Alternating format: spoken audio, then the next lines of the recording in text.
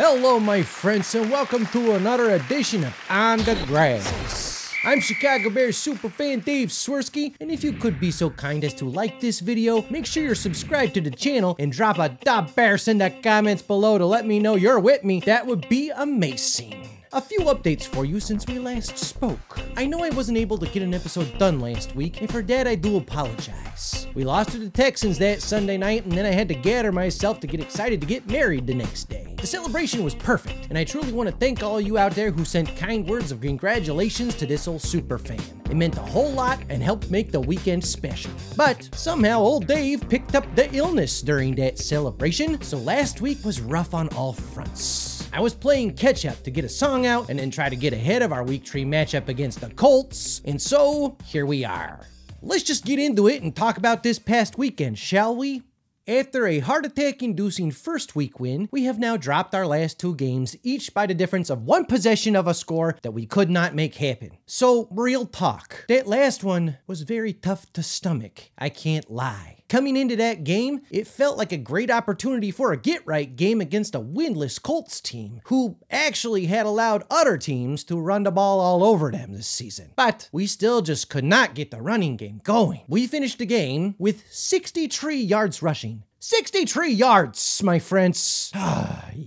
Bears. The offensive line is certainly dealing with a lot of dysfunction, and I don't know what's going to make it click for them. Now though, let's talk about what I'm calling the Swerski silver linings. Caleb Williams broke the rookie single game record for passing yards with 363 yards and a 2-touchdown performance. He also added 2 picks to that total, but the silver lining I see is obvious. After throwing for under 100 yards in week 1, he looked a little better in week 2, and then in week 3, the connection between Rome and Caleb certainly started to bear fruit. Bears. Odunze and Caleb connected for the first passing touchdown of the year and each one's first NFL touchdown, and Rome eclipsed 100 yards for the first time as well. So that's one silver lining for you. The Caleb and Rome connection is alive, and Caleb threw for over 300 yards in his 3rd NFL game. And just a reminder for those fans who are saying we should have kept Fields. Fields had 1 game of over 300 yards in his entire time here, and it was in last year, year 3. Just a little perspective. I personally am happy for Justin having the success he's having in Pittsburgh. And if he keeps starting, that's a win for the Bears too, as they will get that 4th rounder for the trade rather than the 6th if he wasn't starting.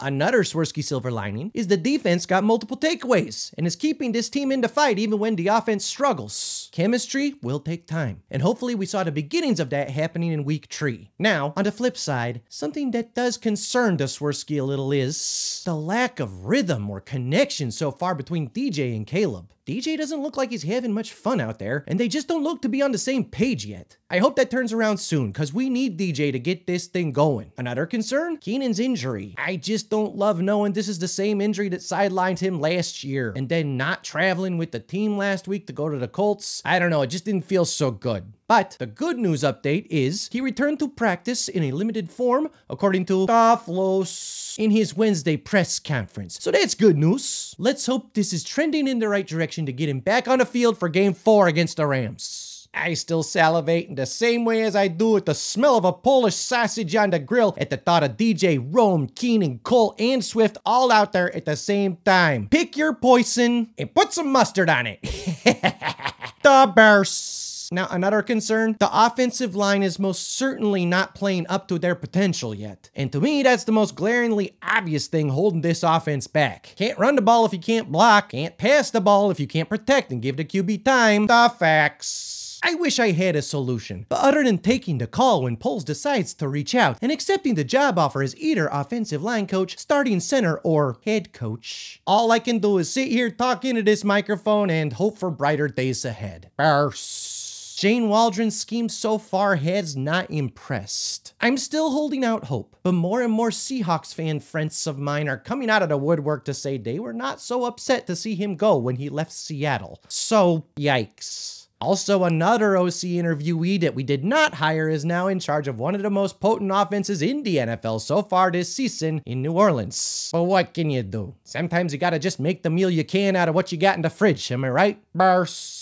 I, for one, will keep on hoping it's just a matter of time for it all to start clicking and become easier for these guys. In Caleb's press conference yesterday, my old superfan ears did perk up a bit when I heard him talk about being more open and communicative with Waldron and the other coaches about what the players actually want to run. It's ballsy for a rookie, for sure, but also very necessary to get these guys comfortable in what they're being asked to do. The more they can read each other's minds and be on the same page, the more 300+ yard passing games and 100-yard receiving games we will see. The Bears. Now make sure you check out my game preview and prediction tomorrow on our Week 4 matchup against the Rams. Now, let's see about these predictions for around the league. After a stellar first week of predictions, going 14-2, my Week 2 ones kinda fell off a cliff in the same way that our team did. I went 5-11 in Week 2. Sorry, friends. I sat out last week's picks due to the wedding and playing catch-up, so let's get back on track and predict the winners of this weekend's games. Starting with the game tonight, Thursday Night Football, Dallas versus the Giants. I like the Giants simply because I want to see the chaos in Dallas.